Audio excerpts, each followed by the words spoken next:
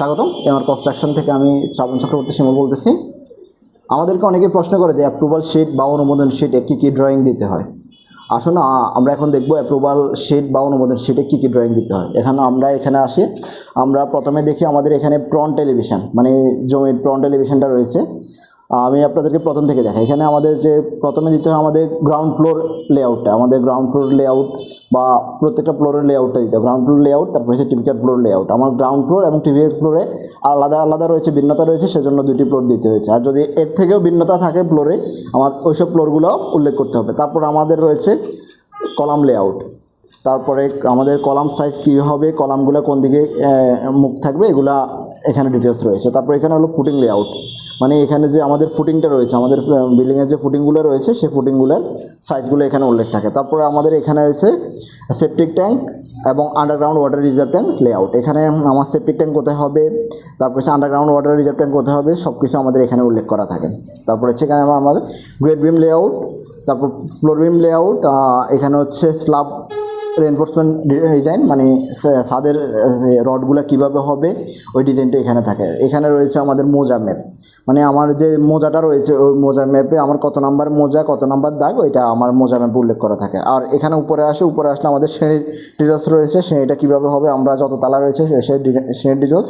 তারপর এখানে হচ্ছে আমাদের সেপটিক ট্যাঙ্ক লেআউট আর কি, সেপটিক ট্যাঙ্ক লেআউট, সেপটিক ট্যাঙ্কে কীভাবে কতটুকু গাঁথনি হবে, গাঁথনি কোথায় কী হবে এখানে উল্লেখ রয়েছে। তারপর এখানে হলো আমাদের আন্ডারগ্রাউন্ড ওয়াটার রিজার্ভ ট্যাঙ্ক, মানে নিচে পানি রাখার জন্য যে ট্যাঙ্ক ওইটি। এখানে আমাদের আন্ডারগ্রাউন্ড ওয়াটার রিজার্ভ ট্যাঙ্কে কীভাবে রয়েছে, রড কীভাবে হবে, সে সব কিছু এখানে উল্লেখ থাকে। তারপর এখানে হলো আমাদের ফুটিং শিডিউল, আমাদের ফুটিংয়ের সাইজ কত, তারপরে কী কী রড ব্যবহার করা হয়েছে, এখানে সব কিছু ডিটেলস করা থাকে।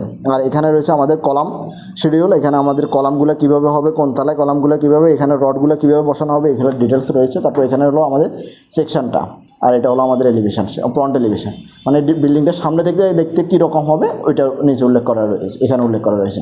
তারপর এখানে আসি, আমাদের এখানে রয়েছে ground grade beam schedule, grade beam long cross section আছে, তারপর এখানে গ্রেড বিম লং সেকশন আছে, ডিটেলস আছে। এখানে বিমে কীভাবে রড হবে, কয়টা রড হবে। তারপর এখানে হলো আমাদের ফ্লোর বিম ক্রস সেকশন, এটা হলো আমাদের ফ্লোর বিম লং সেকশন। আর এখানে সবচেয়ে গুরুত্বপূর্ণ জিনিসটা হলো আমাদের সাইড প্ল্যানটা, আমাদের সাইড প্ল্যান, এখানে আমার কতটুকু রাস্তা রয়েছে, কোন দিকে রাস্তা রয়েছে, তারপর এখানে আমরা যে জমিটা নিয়েছি সেই জমি থেকে আমরা কতটুকু সেটব্যাক ছেড়েছি এখানে উল্লেখ করা থাকে। যে যতটুকু সেটব্যাক ছাড়তে হয় তা হলো আমরা সামনে 5 ফিট সেটব্যাক ছাড়াই, তারপরে হচ্ছে পিছনে 3 ফিট আর 2 ফিট করে একটা ছেড়ে থাকি। আর সবচেয়ে উল্লেখযোগ্য হলো আমাদের এখানে কততলা বিল্ডিং রয়েছে, সেখানে বিল্ডিংটার ডিটেলস লিখতে হয়। তারপর এখানে ওনার নাম্বার, খতিয়ান নাম্বার, তারপর হচ্ছে জেল নাম্বার, জেলা, ওনার অ্যাড্রেসটা এখানে লিখতে হয়। তারপর হলো এখানে কনস্ট্রাকশন এরিয়া, মানে আমরা যে বিল্ডিংটা করতেছি কোন তালায় কতটুকু এরিয়া রয়েছে এটা সম্পূর্ণ এটা এখানে উল্লেখ করতে হয়। তারপর টোটাল এরিয়া এখানে নিচে গিয়ে উল্লেখ করতে হয়। আর এখানে হলো ওনার সাইন। আর drawing by, design by, drawing by মানে যিনি বিল্ডিংটি ড্রয়িং করে, আর ডিজাইন বাই যিনি স্ট্রাকচারটি ডিজাইন করে, ওনার সাইন। আর এখানে হলো অ্যাপ্রুভাল বাই, মানে যে প্রতিষ্ঠান যেভাবে সাইন দেয়, যে অনেকে পৌরসভা থেকে সাইন নেয়, আবার অনেকে ইউনিয়ন পরিষদ থেকে সাইন নেয়, অনেকে উপজেলা থেকে সাইন নেয়। তো এখানে সাইনটা এখানে উল্লেখ করা থাকে, যে এখানে সাইনটা থাকে। আবার সাইনের পরবর্তীতে একটা সময়সীমা থাকে, যে আপনি অনুমোদনের পর থেকে নির্দিষ্ট এত মাস, 36 মাস দেয়, কোথাও 48 মাস দেয়, ওইটা ভিন্ন প্রেক্ষাপট, ওই অনুযায়ী ওই সময়ের মধ্যে আমাদের বিল্ডিংটা নির্মাণ করতে হয়।